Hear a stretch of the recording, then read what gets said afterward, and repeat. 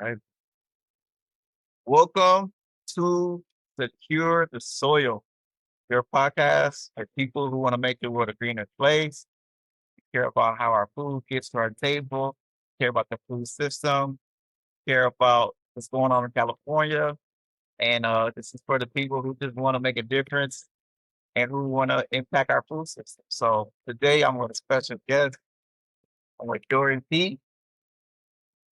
Thank you for your time, man. Appreciate you allowing me to come up to Oakland. You here at his office.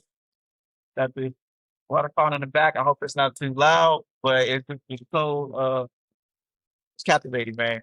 So before I jump into all the questions and everything, I'm gonna just let you introduce yourself to the people, and then I'm gonna give my spiel, give you a flower, and then I'm asking you questions. Cool. So, cool. Yeah, good to be with you. My name's Dorian. Payan, uh, uh, an attorney. With Sustainable Economies Law Center. Just turned 6 at the Law Center. So it's been a fun ride so far. For becoming an attorney, I was a farmer, and I mostly became an attorney out of necessity, out of happenstance, to call it. Realize, uh, but it's a skill set that I wanted to develop. Like, I could use it as a better okay. So, uh, for the people that I was like teaching it to I think that's an interesting journey that we're going to dive into. Is is creating a pathway, creating skill set, creating a career out of necessity. Man. I think that's how a lot of us kind of end up in space. Yeah, it's like embracing it, embracing how we've been positioned, and then taking that torch and running with, and then coming back to the same with what we were positioned. So we go to my spiel. So so my next guest Dorian, someone who's doing something that doesn't get nearly enough attention, right? So here you go. Here you go. Sorry. Oh, I get that. Oh,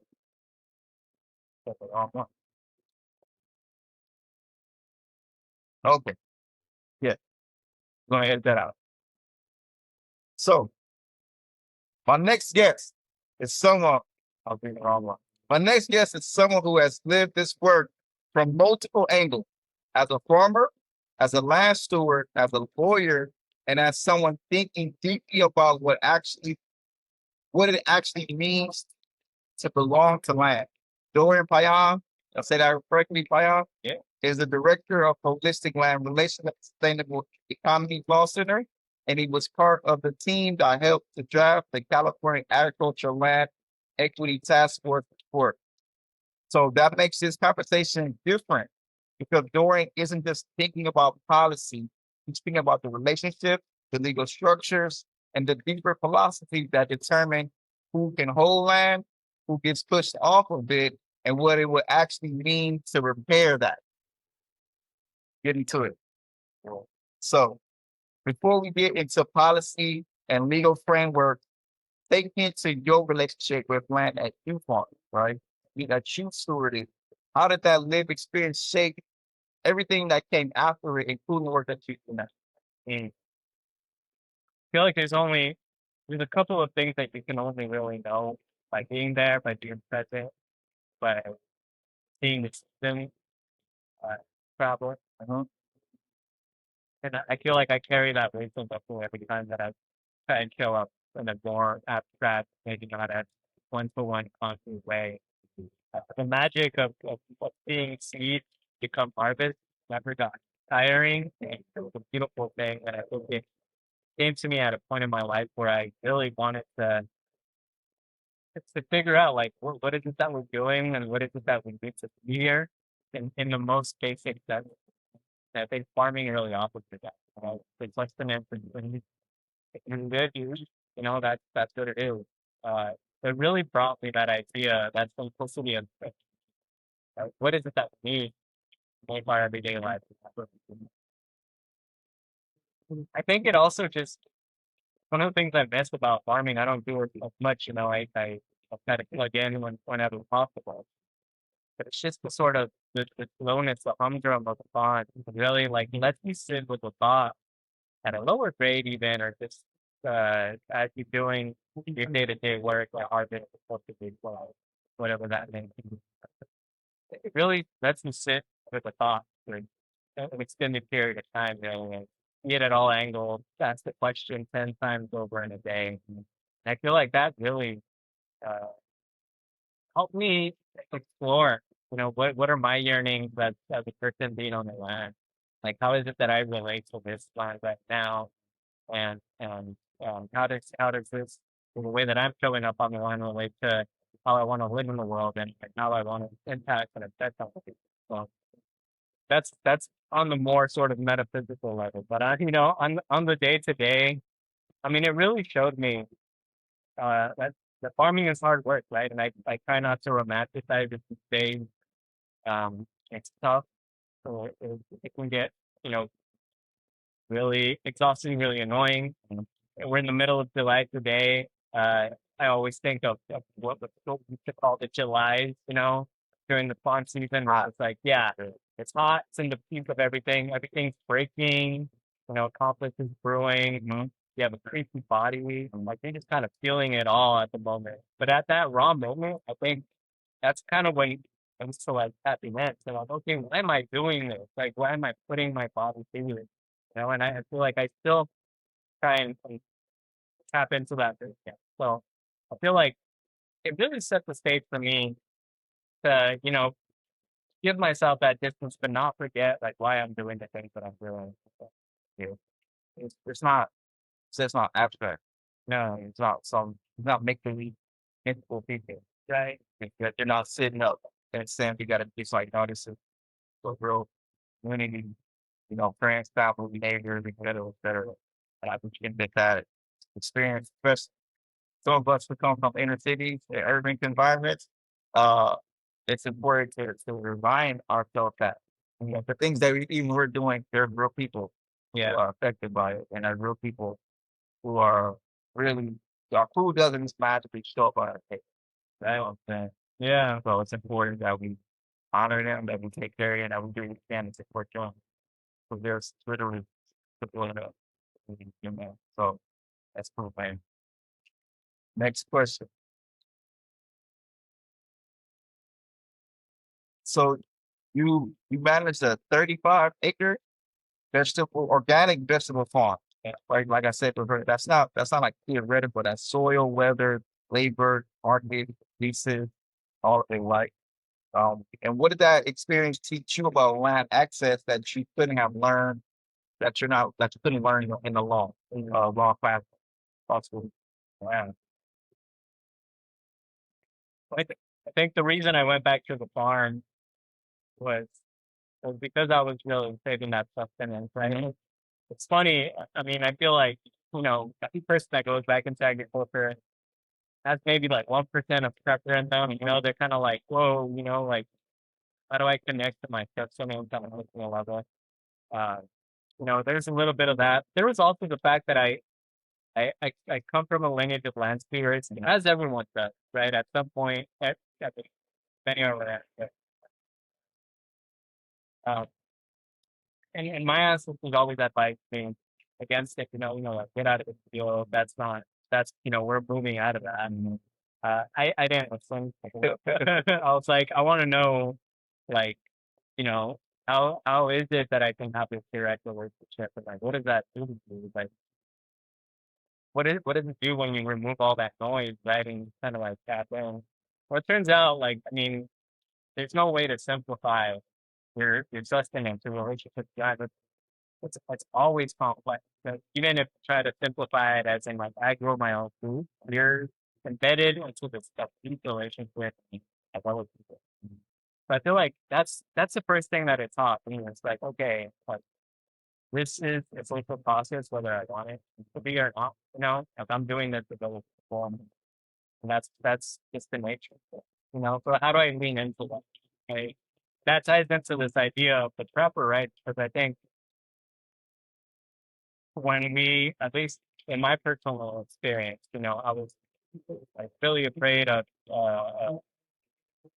societal collapse, as most people are, you know, and the impulse was, all right, I gotta to do what I need to do to protect my community at that moment, right? But the more I kept doing it, it's actually like, oh, I don't need to, you know, rather than think I need to pull away, and like make sure whoever this bounded community has got us, like actually we need to pour in, pour into the community. Like that very fear that makes you think that something is going to collapse, that's actually what you need to strengthen. So that's what a lot of the farming really like taught me. It's like it's a very social process and actually want to pour into it. But it also taught me that, on a more practical level, farming, uh, I think it's like Leah Penningham that says, like farming is just moving things from one place to the other. Like it's boring in a lot of ways, right? It's boring. Like on one day you're like cultivating, you're eating, and the other day you're harvesting, and the other day you're watching, packing, it's just boring. It's repetitive work, When we try to the bigger picture, I mean, that's gonna really get beautiful, and when these moments come in, when like the first tomatoes come in, when you're ready to split, you squat, to let it start to harden so that you can harvest. So it's those moments that we sort of realize that, as I mentioned before, there's a seasonality to the one time period, and the people. There's these moments, you notice them sometimes you don't, where you sit, you sit with it, you're kind of able to be like, okay, this is why I'm doing this, you're able to kind of like have that awe over somewhere. So, so you after you went to law school, like you grew up farming, and then you went to law school, and then you went back to farming. Well, it's actually an interesting story. I didn't go to law school. Oh, okay. Yeah, yeah, which is, I think, uh, probably the best way I could have done it, honestly, if I done something, 'cause I always say, like, don't become the family that forces you. I feel like law school does that, right? As an institution, it really constricts the way that we're able to think. Yeah. So I became a lawyer by what's called reading the law. This is the old school way that people used to become lawyers. Yeah.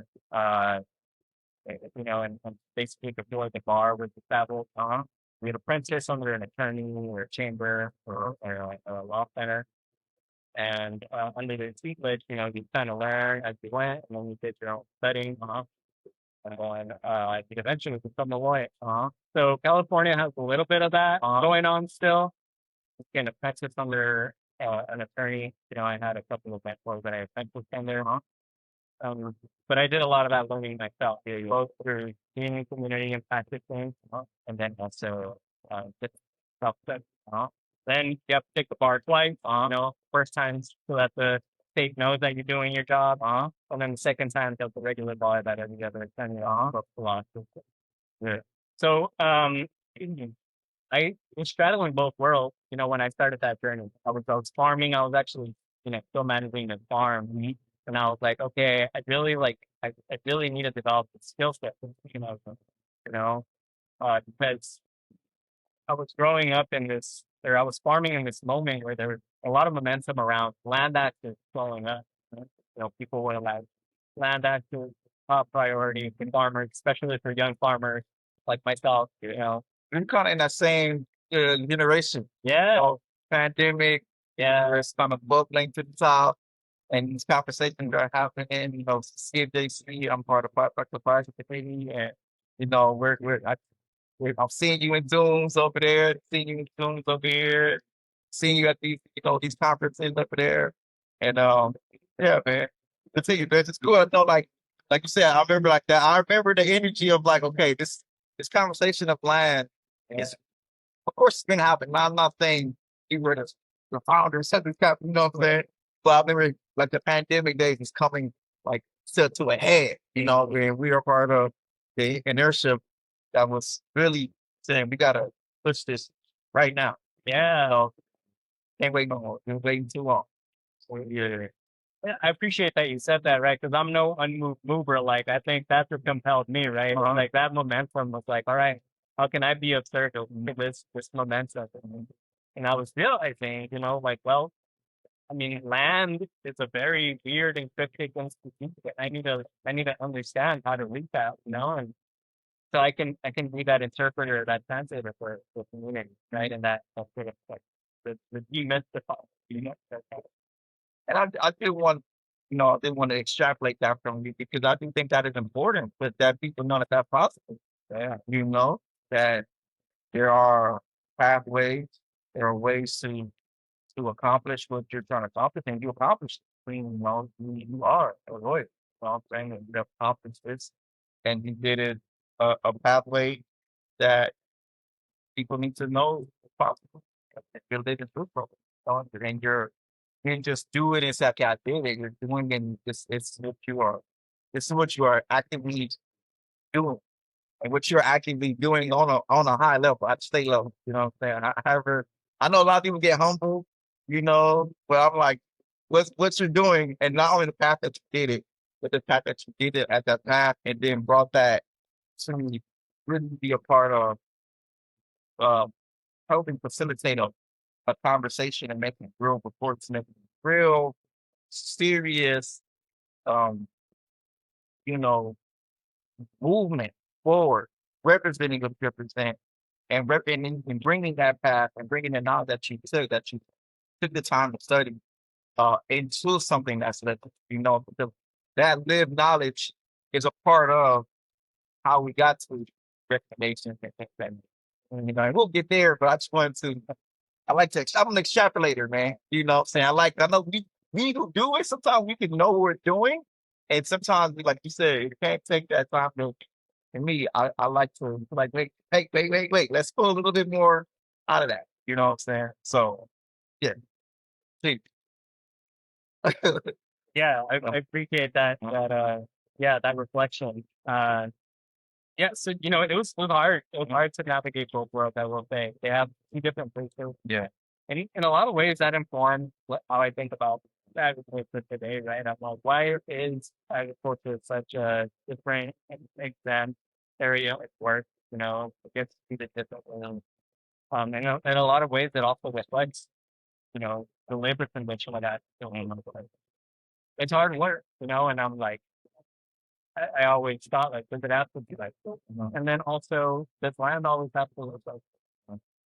So it was hard to do both, I'll say. I was only able to straddle both worlds, like, full time study, full time agriculture for the first year. And for better or worse, that's been during the pandemic. Right now, a lot else is going on, So it's like I was in the books and I was in the field. There's really nothing. But that was actually a really good opportunity for me. Afterwards, though, I really did focus more on like just kind of crafting that skill, developing that skill set, learning how to interpret that uh that cryptic language, to make it more accessible. And so because if you have a shared language that's accessible, then we're actually able to move the way that that conversation goes. That if you want to have the conversation, first you got to know like the language, to use that conversation. And with property, I mean, if you weren't even there, I feel like we've come a long way knowing how to talk about land in ways that we didn't, and I feel like that was an organizing measure. It reminds me of the 22 report where language is like number two of the most inequity within the industry. And the language of the institution, and not only the institutional language, but people on a step further being able to be bilingual.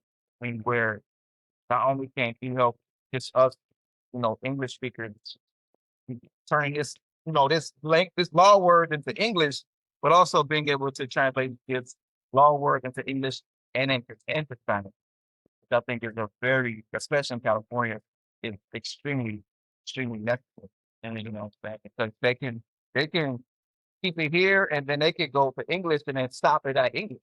Yeah. And just trying to get there to here of the regular common English is its own feat, and to go to be able to say no, like, in Spanish, it shouldn't be here and here. It should be going because Spanish is one of the richest languages in the world. It shouldn't be so difficult to figure out the complexities of words. So I yeah, plug that and it, we need more about it. Um, because the way they got it, it's just inequity. Long story short, this is very inequity. And I do appreciate having had opinions that were like in language vessel, interpretation, really like putting that at the center. I feel like I learned a lot from that. I thought, what does that mean to create a forum where there's shared language, fight the language barrier of English title.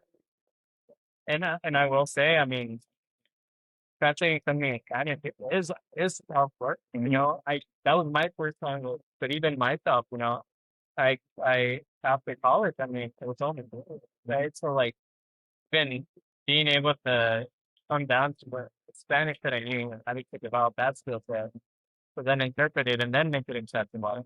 That was like a we'll start wrong, tipping up and down. Like alchemy. Like go to the here to come back here and then get back here to go back here and then be here and you're like you only here at this next level. It's constant. It's up and down. It's refining, developing, which is needed. We need. So um at the SEL SELC, y'all said the short, you know what I'm saying? If y'all know what that is. Yeah, we also say like the law center. The law center, okay. The law center. So you work regularly with five populate organizations in navigating land acquisition and land related issues. When the community comes in trying to acquire or hold land, what are walls that they continuously hit, and why do you think those walls even exist?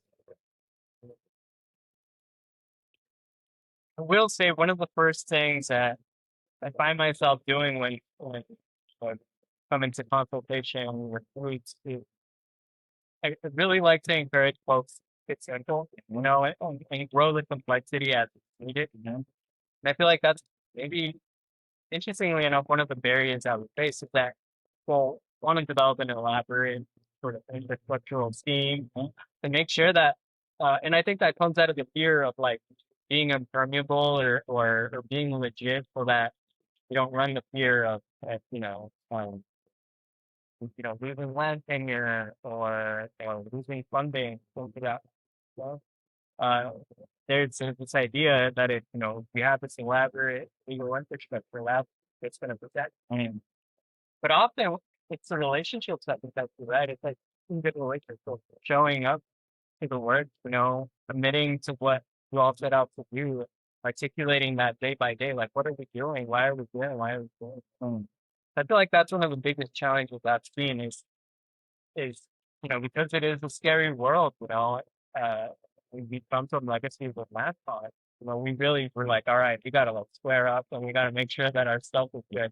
We're gonna trust and that trust and irrevocable trust and trust and the whole fucking and it's real, right? Like, I mean, I'm there for that. Like, I think when we need to do that work, we're gonna do it. But I always encourage people to like kind of relinquish that a little bit. That one. Yeah, exactly. Like lean into the relationship. Why are you here? And let that guy. I feel like that's been the biggest challenge. And of course, it's because of how we're socialized to navigate the system, right? And that if you don't guard for yourself, you're gonna get, you know, you're gonna get punished by it. And so it's been one of the biggest challenges.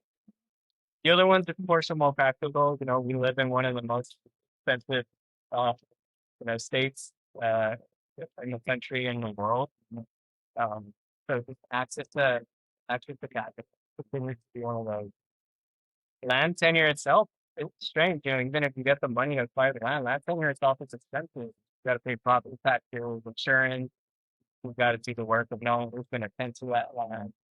And in the state of climate chaos too, you got to make sure that you have plans on those resilient, right? Because you're become a property owner, that becomes your classic liability. When I say to something like that, think care of yourself. So I think that's one of the biggest things that land tenure actually is expensive. Um, so I also like to encourage, like it's land ownership the first step. It's land ownership the first thing that you're actually doing. But you want to form a relationship with the land, how are other ways that you can start to develop that relationship.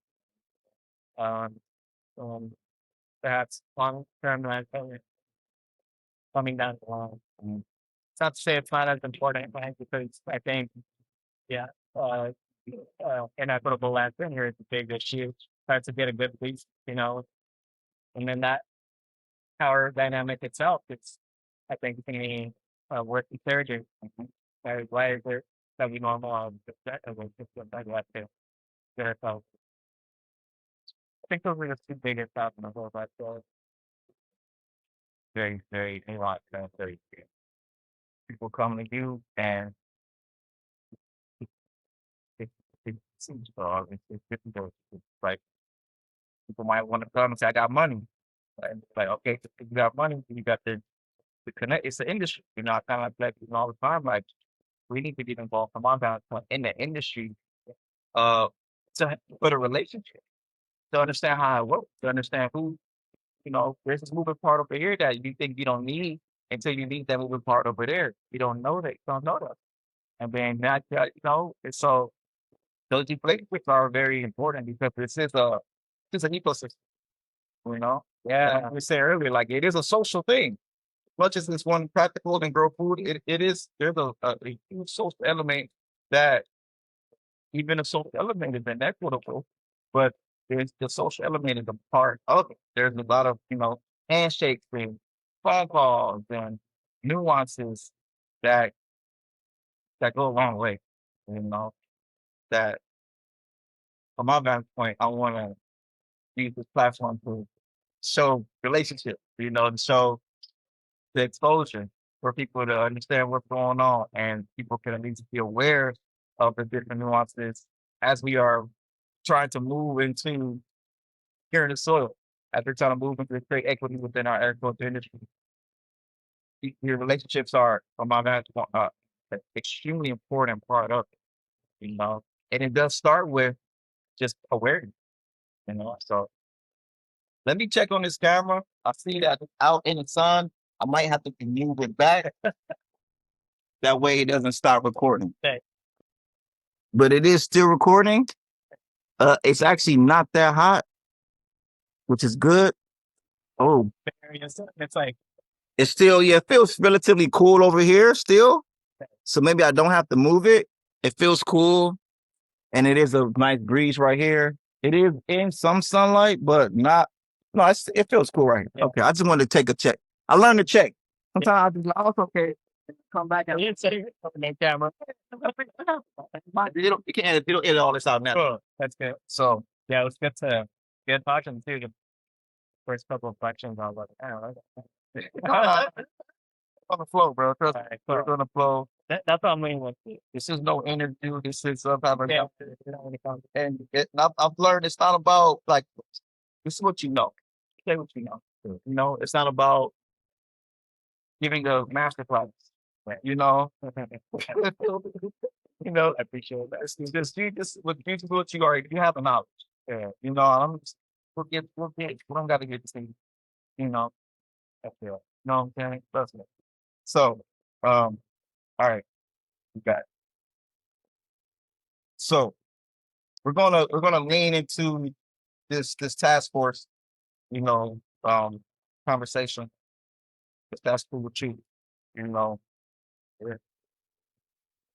So you are part of drafting the task force report, which is from my vantage point, an extremely serious document.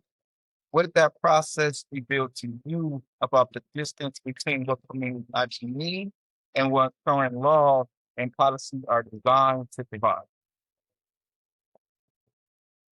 Yeah, I can't believe it's been more than half a year, I think, before it. Yeah. So it's uh yeah, it's been incredible clear. I'd say that. I want to say, at first when this happened, even if I was part of agitating that, that task force thing, uh, moving it, moving it, a thing, along with you, I still felt a little skeptical about it. I'm just like, well, we know like, we don't have access to land. It's like, why do we want to spend all the resources talking about it more? It's like, we know our problems, so we'll focus on the solution.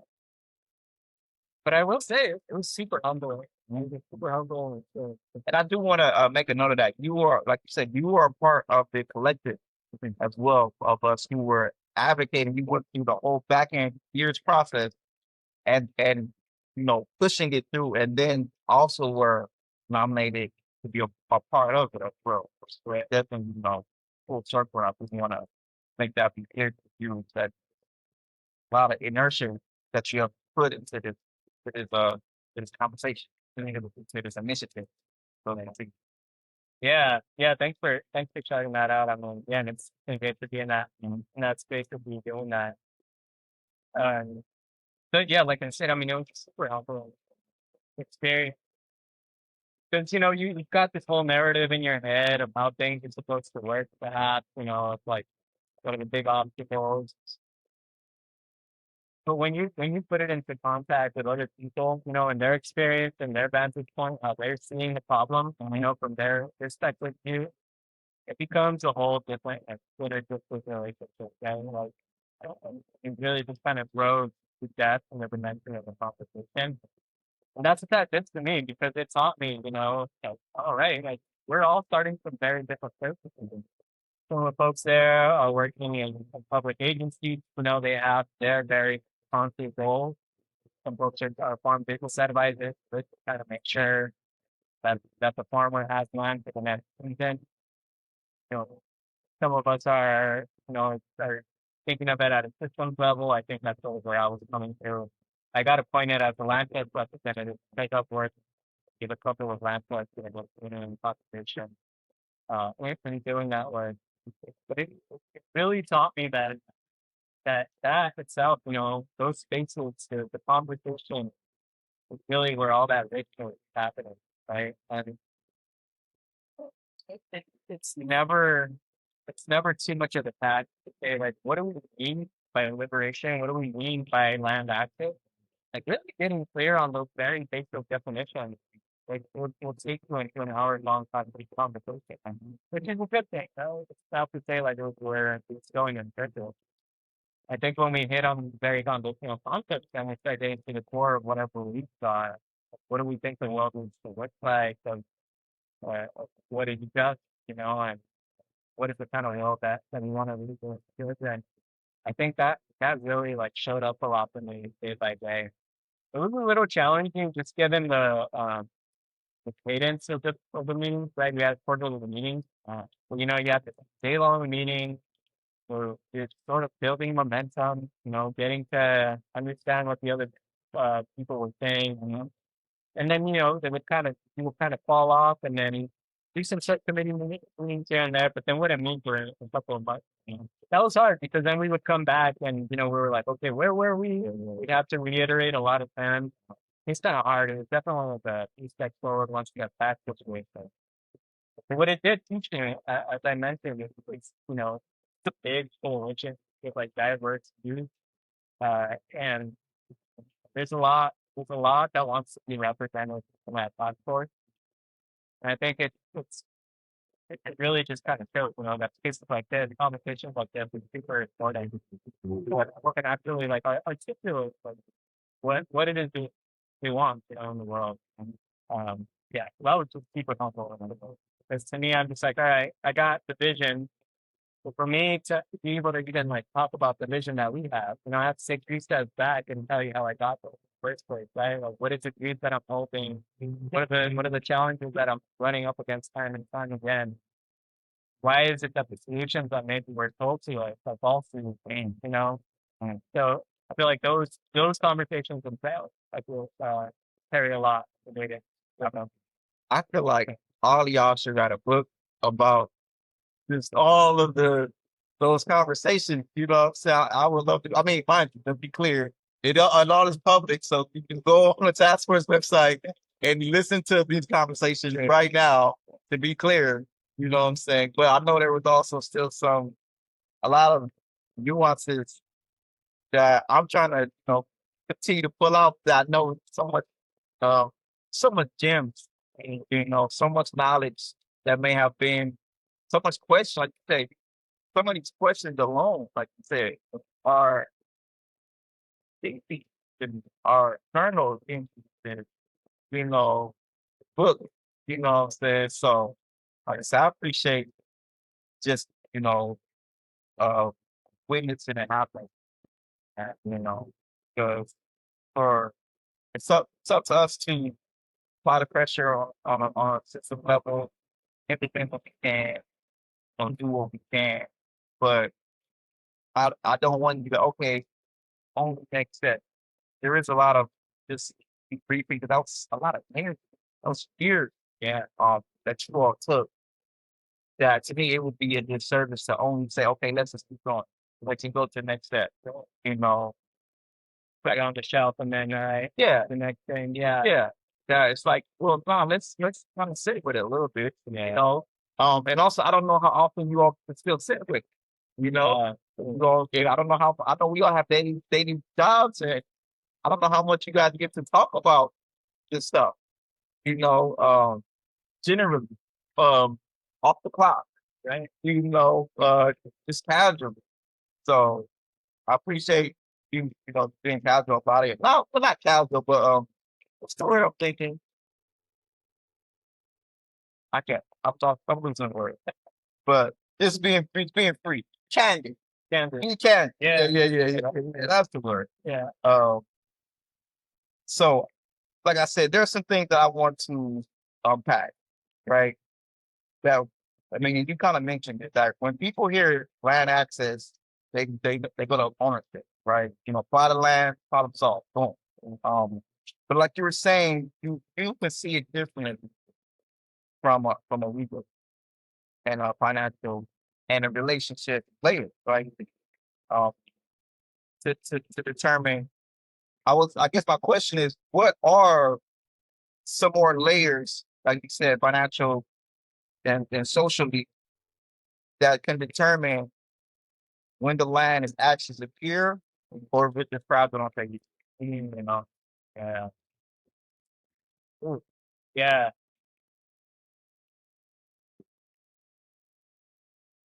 Well, I'd say, you got that. So I know it was a complex question. What are more layers to really securing land, right? Because as you said, you go from a system that from like well, that, and I know we already mentioned relationships, Yeah. financial, but what are some more like nuanced layers to help secure land? Mm. First thing I go to is really just kind of thinking like, what is the system we're inheriting? Okay, like what is shaping the way that we talk about a certain thing? Like land in the state of California, right? Property, right? Are like number one. And that's like the first thing that I talk that we have the right to stop. The right property with the right to so that itself already feels empathetic to a lot of money that I to myself, you know, being a part of doing sorting. It's like core idea of belonging with that I just like I would like to take forward. I think that's one of the biggest challenges that I see that it's a one dimensional thing of like rights, but the other part like responsibility and liability. Liability not in the legal sense, but liabilities in the what is it that we're inheriting? Like how does that show up to our work? Right. And so I think that is a layer I think that doesn't get explored enough. It's like not just thinking about right. So like what is the commitment that I'm making when I'm putting into a good now? So I think that's one of the things that uh comes up a lot, right? You can have your land on paper, but like how is that land a living thing? And how does it actually relate to the rest of the web of life? I think that's one thing that uh, we need to continue exploring, especially with agriculture, right? Because when we construe it as property, when we see it as something that can be capitalized, or that's an investment vehicle, or that, then an investment potential for their generation, we're severing it, from the wedding life that existing on there. We're severing it from relationships, and indigenous relationships that have sustained the land in the way that it really wants to be today, and that it's like divided. And I feel like that's one of the things that I see with this layer. It's like it's construing it as prop, it's construing it as this idea that can be schedulable, that can be rational into one liver. It really what brings up a lot of challenge and a lot of grief, right? Because it's like you're trying to create a better world. So like, there's a magic point at a certain part, so it's really hard to do that. Well, you gotta do things up the each one, so that'll be challenge for the rest of the system to look for them.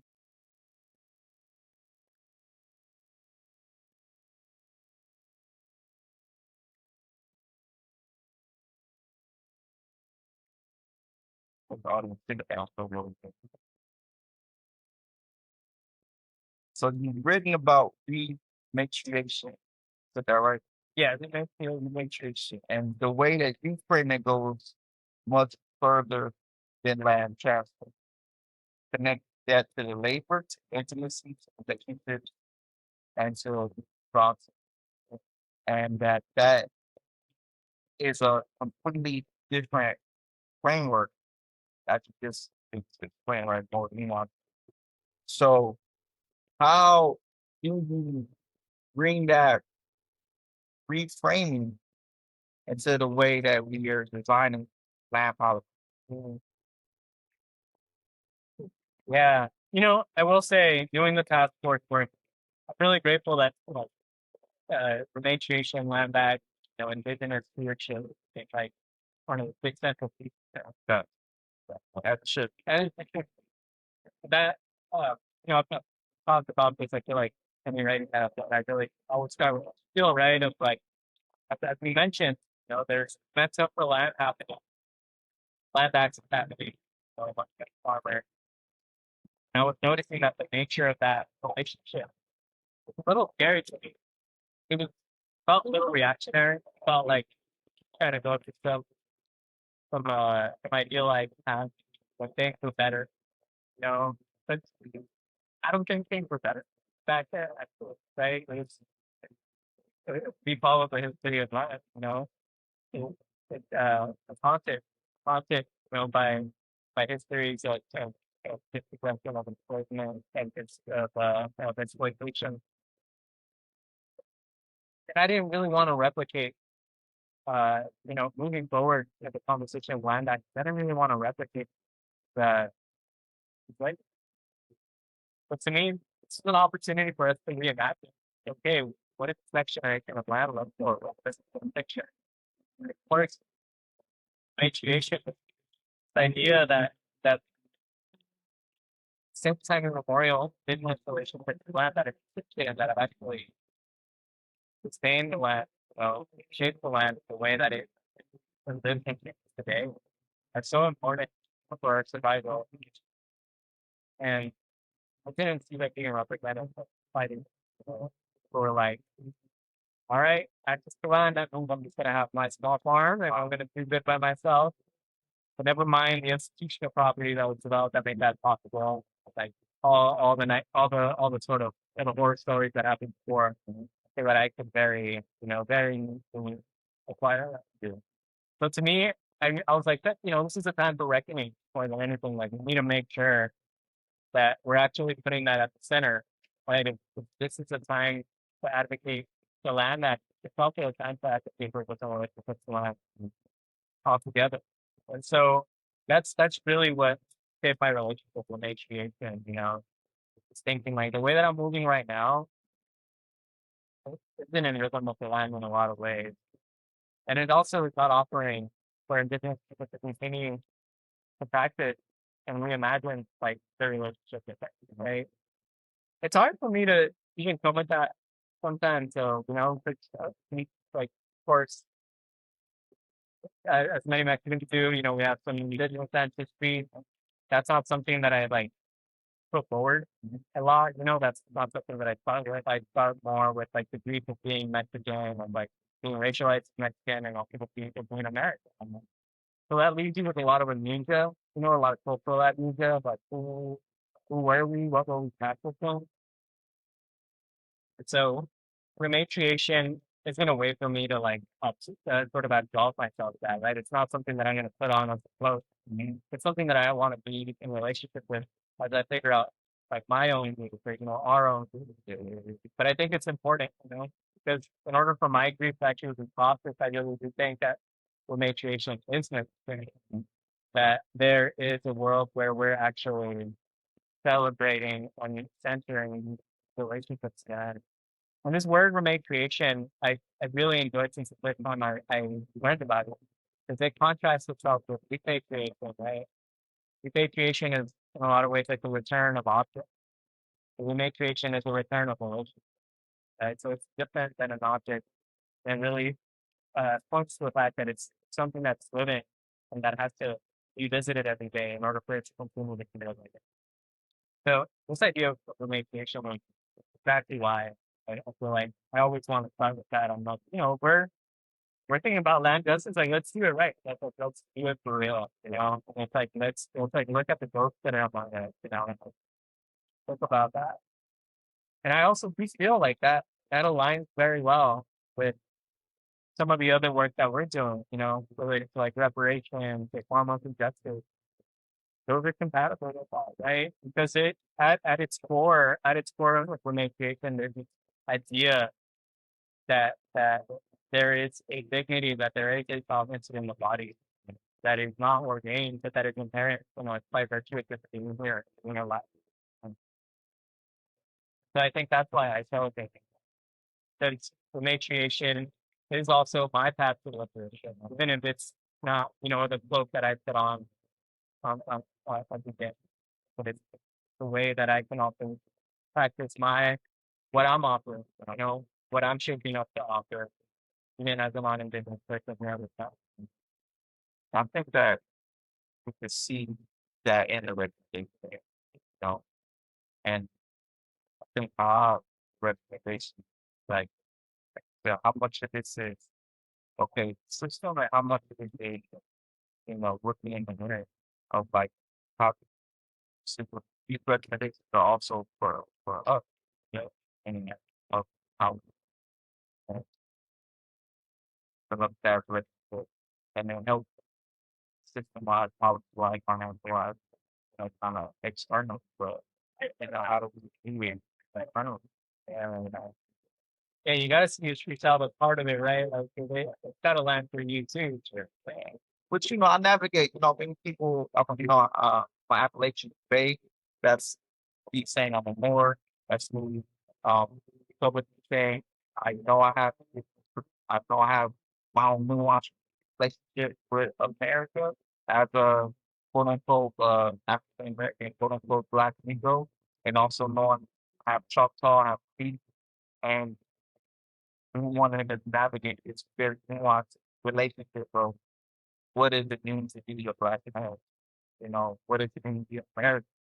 Like you said, because it is, we get told identity, we get told, and sometimes we can't internalize identity, and then still trying to navigate our own relationship with the land itself and our relationship with the system, the principality of the political affiliation, the social status that we get to get told that check in order to navigate society.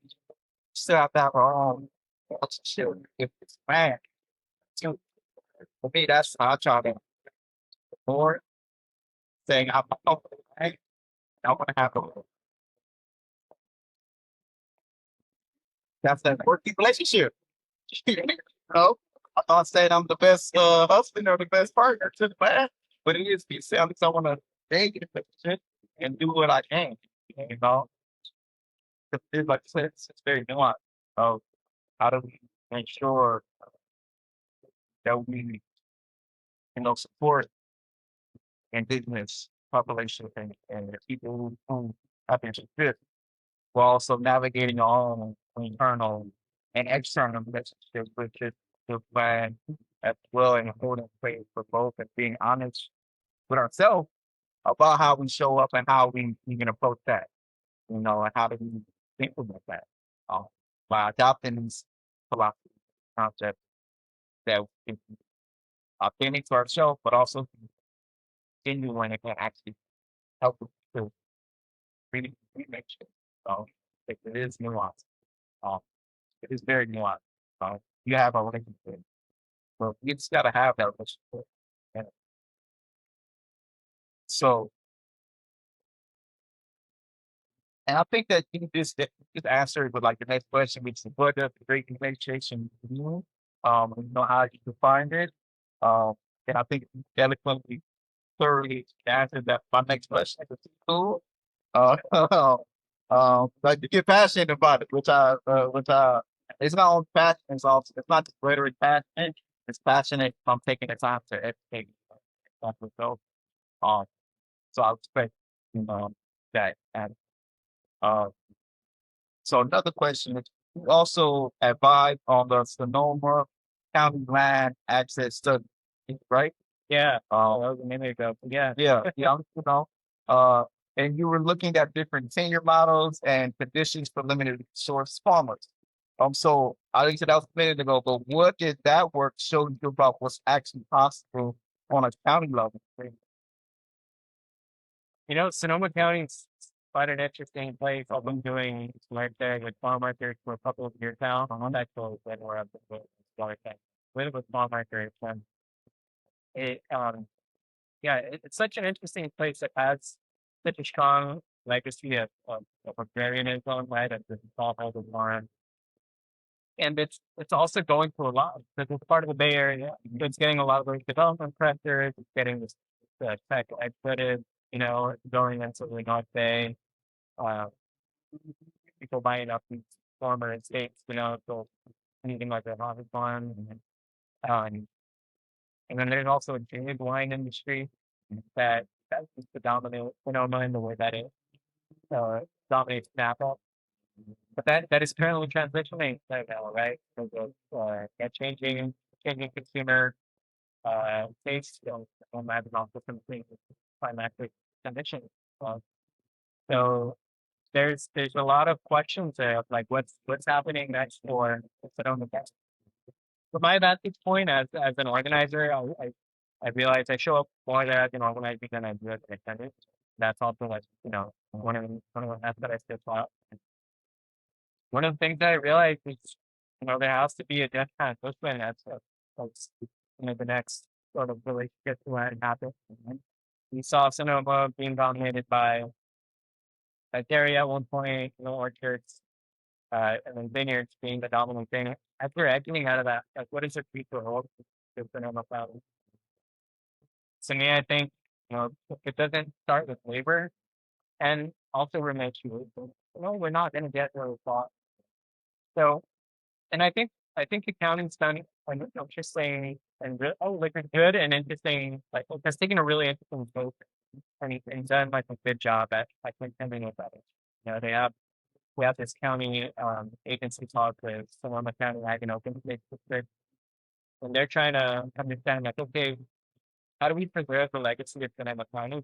You know, what was so appreciated about Sonoma County, and also how are they leaving space to to rewrite that future, right? Like continue shaping that future generation. Yeah, innovate. Yes, because and I think that's what they're realizing. It's like, all right, you know, I guess it's as much as like sustaining what people loved about this county, like actually working with that for what brings better conditions for the people.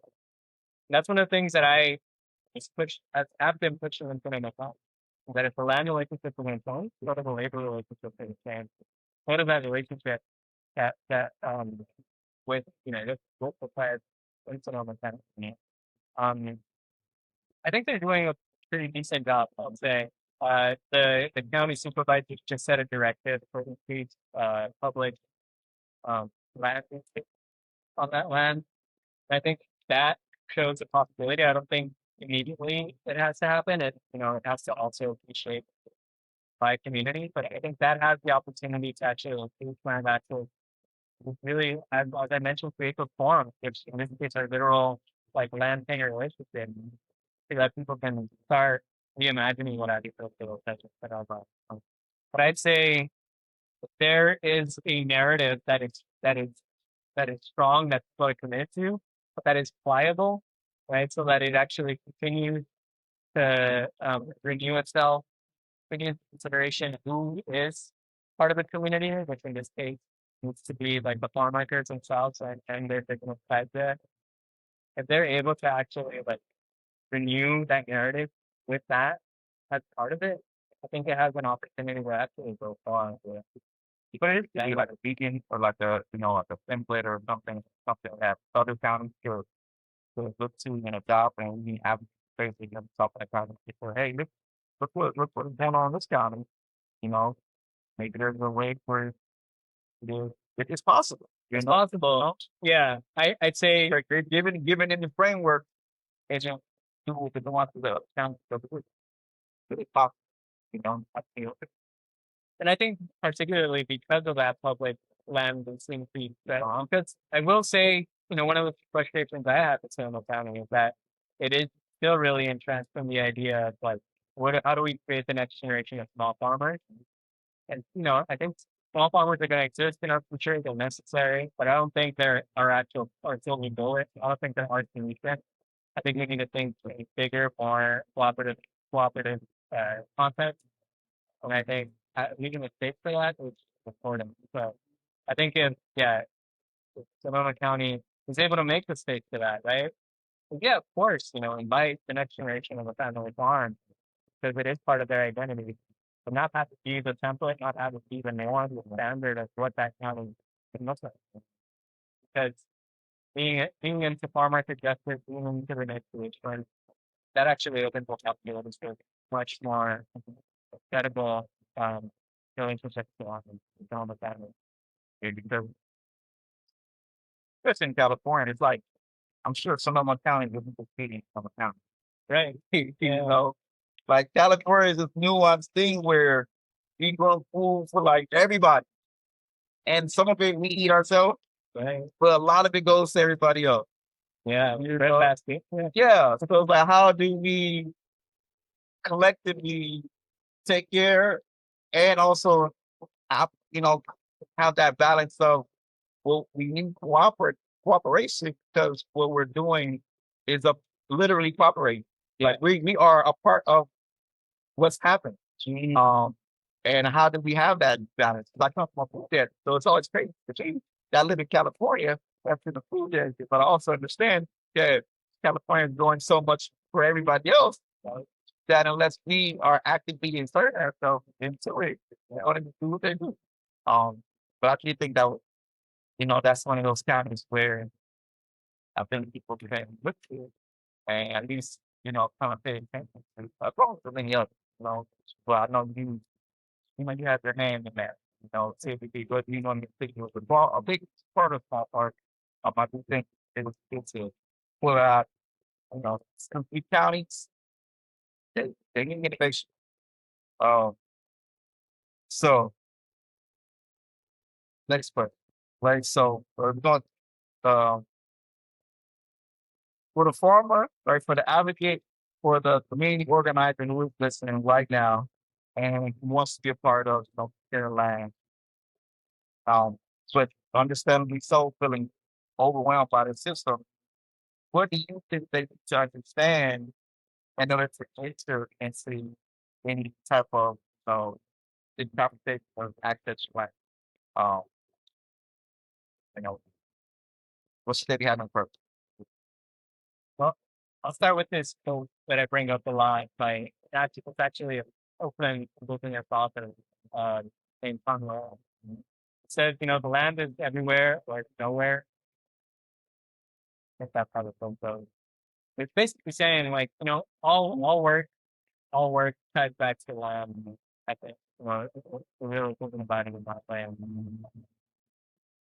I'd say, really lean in there, like not so direct parts that have to do with land.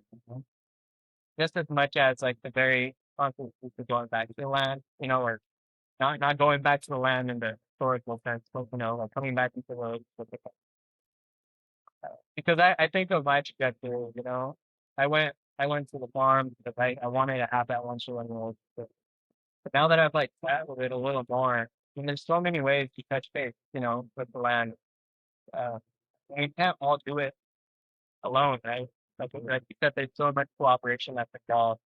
Somebody needs to be doing the logistics work. Somebody needs to be doing the policy work. There's just so many elements of land work that need to happen. So I just support people and leaning into the truth that might not be so direct, might not be so obvious, but that's still tries that's just so important. Right? The reason we have two deserts is like why, 'cause there's this idea, there's this organized abandonment of like logistical coordination that's happening in certain areas, right? And it's like I can go back to the land too, but there's also other pieces, setting up infrastructure in a certain way with a certain commitment, a certain social imperative that can actually do as much work for feeding our community as myself going back to the top. So I'd really say just like can you imagine what it means to be in a relationship with right? And, I kind of like, been about this a little bit, right? So it's like reconsider what it means to be intimate, with the land.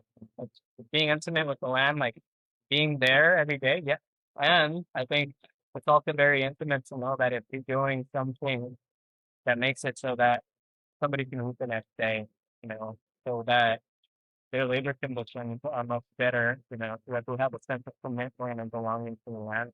And I think that's just as important, even if it's not directly related to the land itself. Yeah, nice. Like I would love that or having what they call it a long distance relationship. Yeah, true. Yeah, and I don't want to take away, like I think people, I love that, and I love that.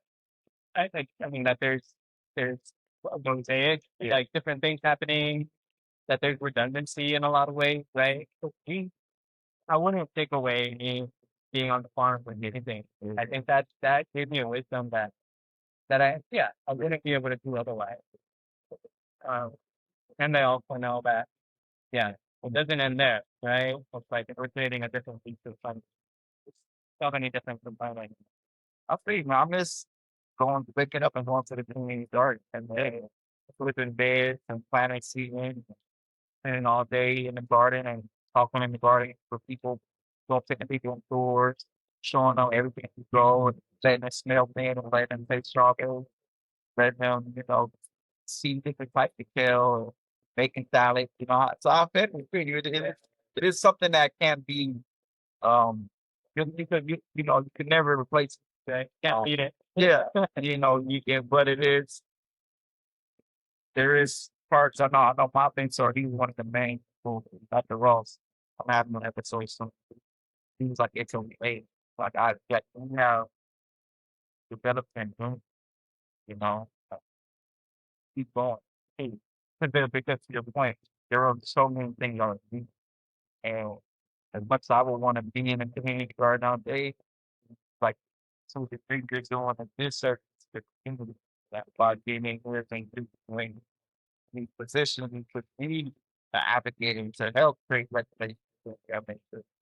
And you don't want to do it. You want to be here with us. It's like, yeah, we love it, but uh to your point, I feel you. It is and I'm still navigating that balance of how much do I want to lean in to all the different dynamics.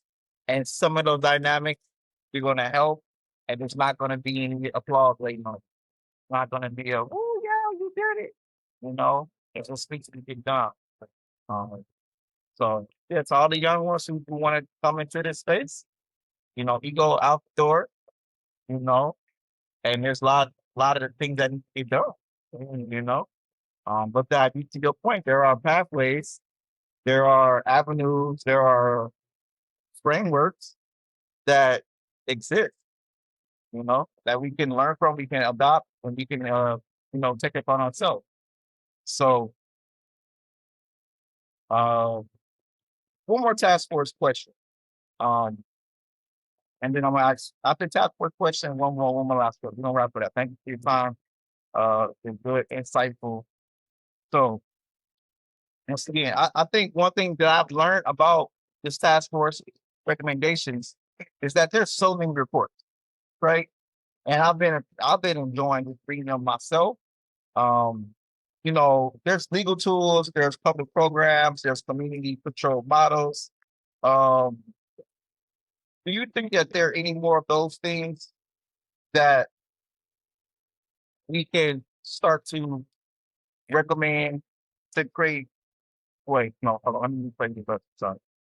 Of those things, of all these recommendations that are available, what in there can actually help us, and what do you think is actually still blocking the transition of land that we don't see in all of these recommendations? Mm. Yeah. Ooh. Well, this is a hard one to say because I say the nature, and I've been talking about this I think a lot. But the nature of land and how we think of land, I think does get in the way a lot.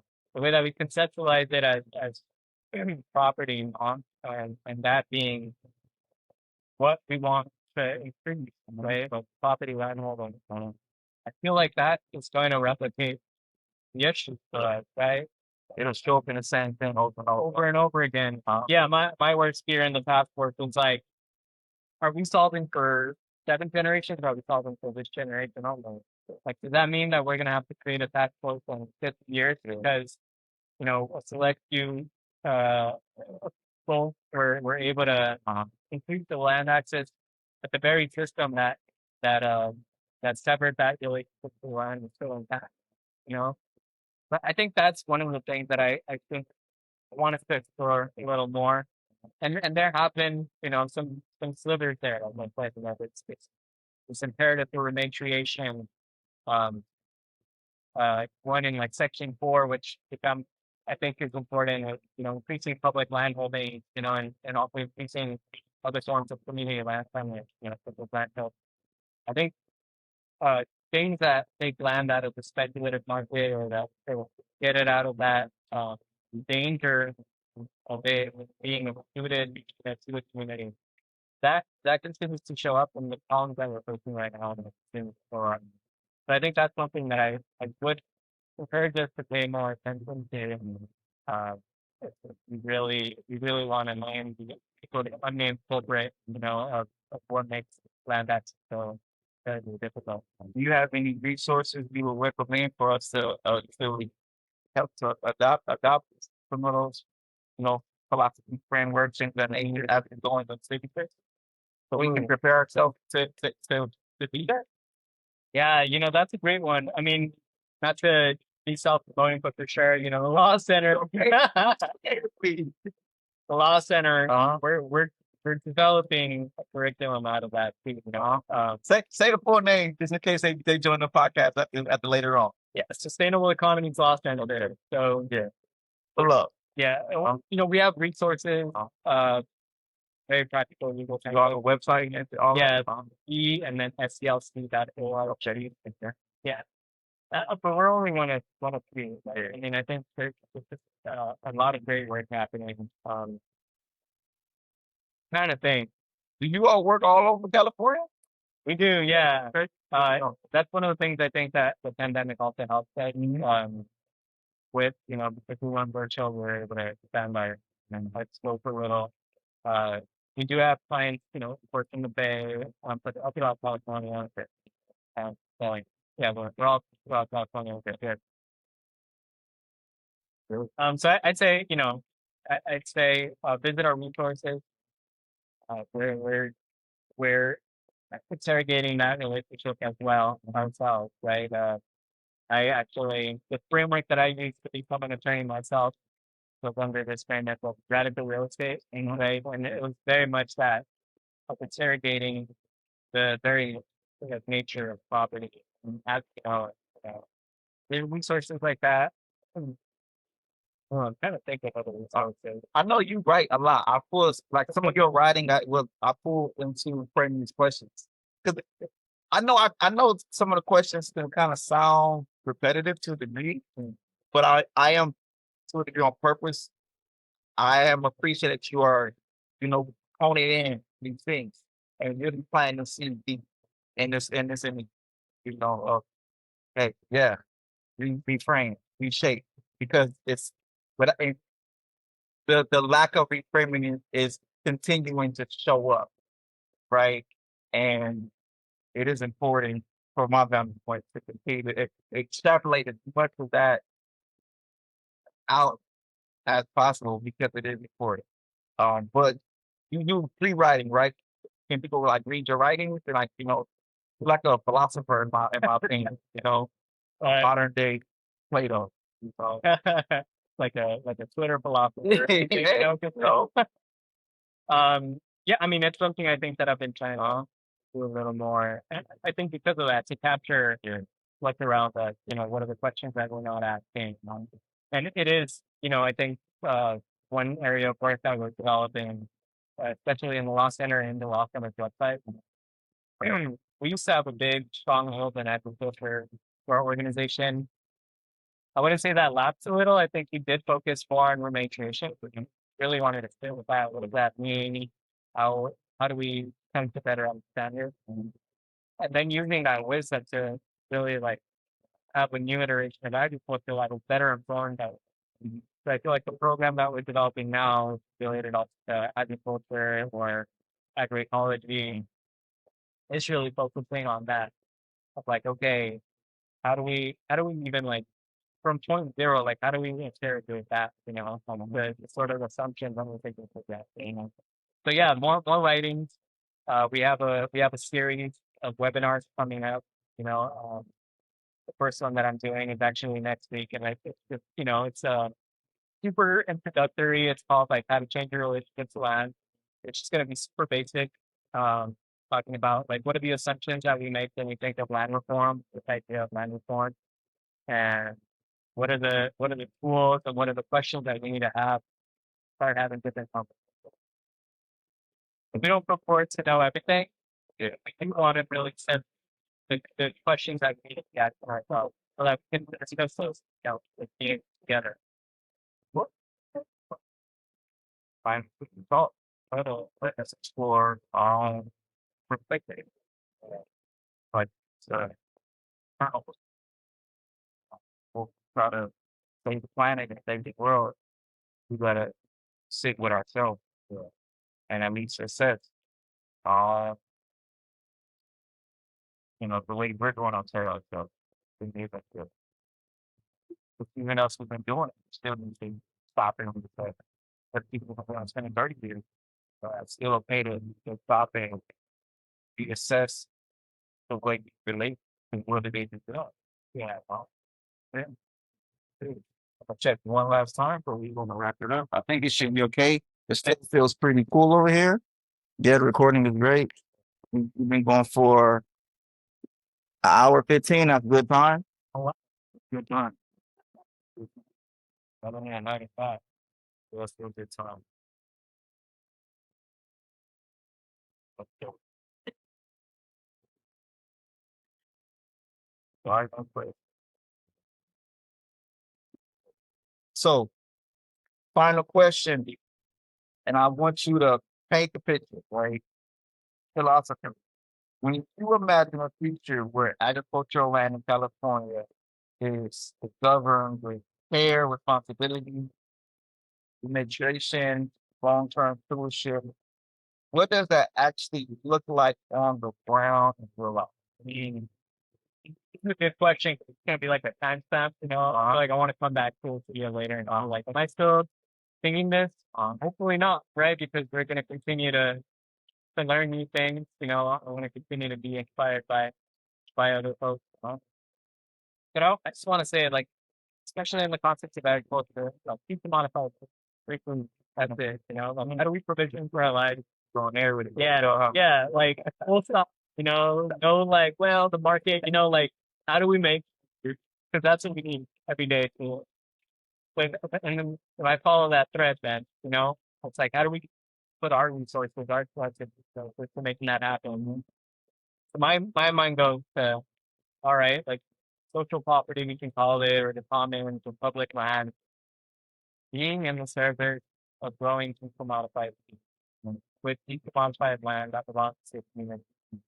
That is in relationship, or yeah, in relationship with rematriation, or is actually rooted by uh, indigenous people, or held by indigenous. That's not for me to, define like what indigenous sovereignty and those expressions are going to look like. But as I said, I'm going to make the offering that whatever I do as a non-indigenous person in the project that I'm a part of have to be in deep relationship with the eventually. That the way that the land moves, that the way that labor shows up on the land is actually uh, in alignment with Windows. So that's what I envision, and it seems simple enough. It's like, how do we know that? Yeah, yeah. I mean, that would be a big world. You know?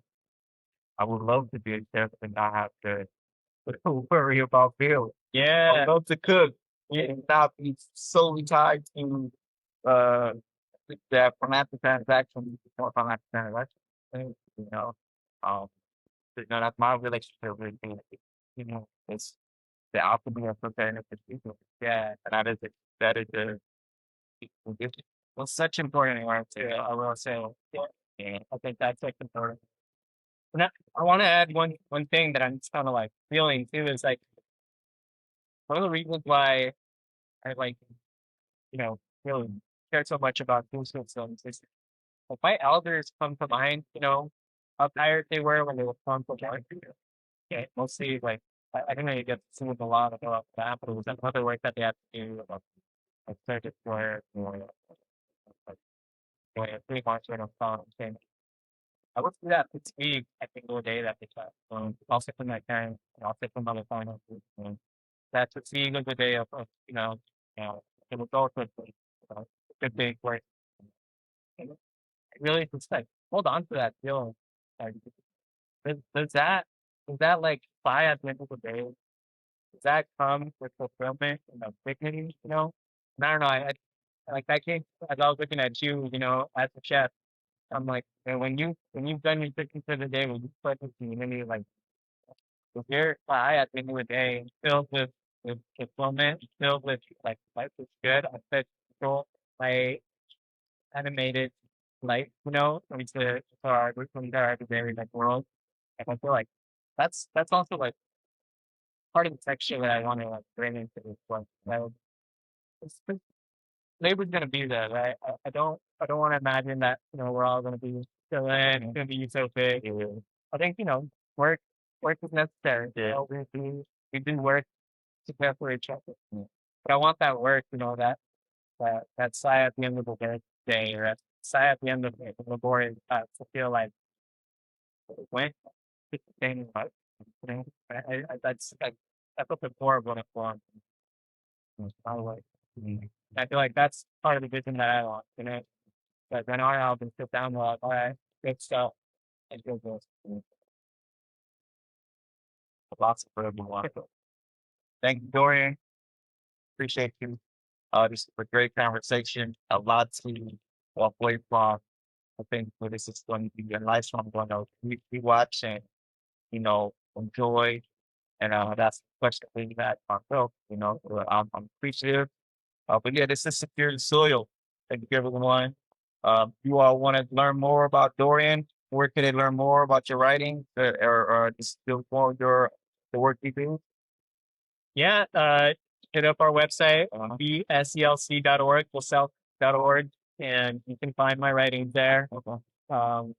Maybe I'll have a blog someday. Are you active on social media? I'm not. I'm pretty off these days. Just the uh, given yeah, technological skills that we're part of. But okay, but I think yeah, I do imagine myself thinking okay, having more with that. Well, I'll just be having to tag the website in every clip I post.